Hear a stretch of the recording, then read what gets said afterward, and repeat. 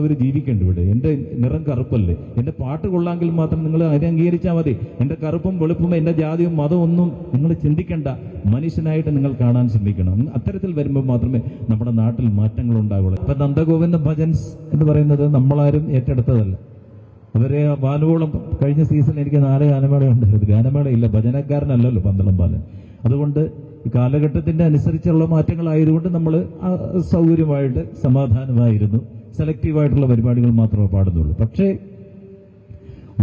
ഒരു അമ്പലത്തിൽ പോയി പള്ളിയിലെ പള്ളിപ്പാട്ട് പാടി എന്ന് പറഞ്ഞപ്പോൾ ഒറ്റ നിമിഷം കൊണ്ട് അത് നേരെ തിരിഞ്ഞു. നന്ദഗോവിന്ദും ഭജൻ എന്ന് പറഞ്ഞു കഴിഞ്ഞാൽ കുന്തിരിക്ക ഭജനോ എന്നൊക്കെ പറഞ്ഞിപ്പോ കേരളം മൊത്തം 2 ദിവസമായി ചർച്ച ചെയ്തുകൊണ്ടിരിക്കുകയാണ്. ഇപ്പൊ നമ്മുടെ നാട് എങ്ങോട്ടാണ് പോയിക്കൊണ്ടിരിക്കുന്നത്?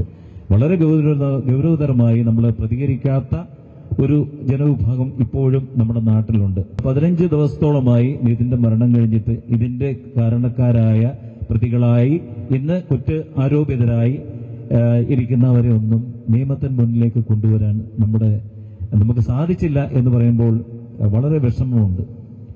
അപ്പോൾ ഒരു പ്രത്യേക പ്രിവിലേജ് ഇല്ലാത്ത ഒരു വിഭാഗമാണ് ദളിത് വിഭാഗം എന്നുള്ളതിന്റെ ഒരു കാര്യഗൗരവം നമ്മൾ മനസ്സിലാക്കി മനുഷ്യരെല്ലാം തുല്യരാണെന്നും ഹിന്ദു, മുസ്ലിം, ക്രൈസ്തവനും, സിഖും, ദളിതും എല്ലാം മനുഷ്യരാണെന്ന് ചിന്തിക്കാനുള്ള ഒരു പൊതുബോധം നമ്മുടെ സമൂഹത്തിന്